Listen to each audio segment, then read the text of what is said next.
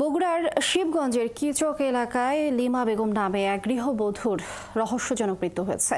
শনিবার সকালে তার ঝুলন্ত মৃতদেহ উদ্ধার করে পুলিশ।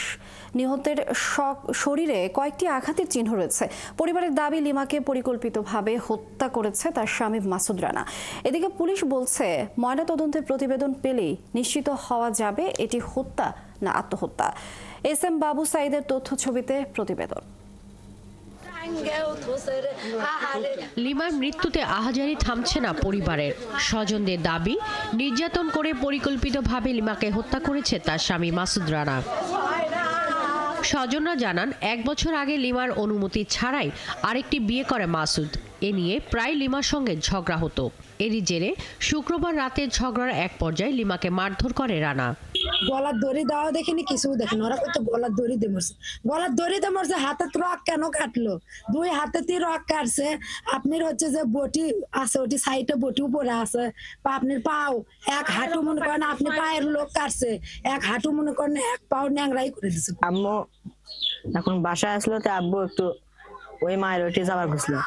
অনুষ্ঠান তো আমার একটা বোন হচ্ছে অনুষ্ঠানে যায়নি, তো ওটাতে ফুবুকের সাথে ঝগড়া হয়েছে।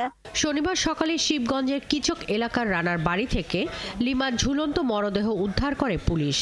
প্রাথমিক সুরতহালের পর পুলিশ বলছে, লিমার বাম হাতের কবজি সহ শরীরে কয়েকটি আঘাতের চিহ্ন রয়েছে। তবে ময়না তদন্তের প্রতিবেদন পেলে নিশ্চিত হওয়া যাবে এটি হত্যা নাকি আত্মহত্যা।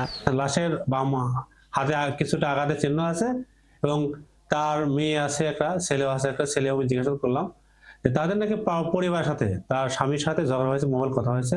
স্বামী ঘটনাস্থলে ছিল না, তো ঝগড়া আকারে করে অনেকে বা কারা তারা নিজেরা হাতে আঘাত লাগতে পারে এবং সে ওনাদের আত্মহত্যা করেছে। এবং আমাদের লাশটা বিধি মোতাবেক পোস্টমর্টম করার জন্য নিয়ে আসা হয়েছে।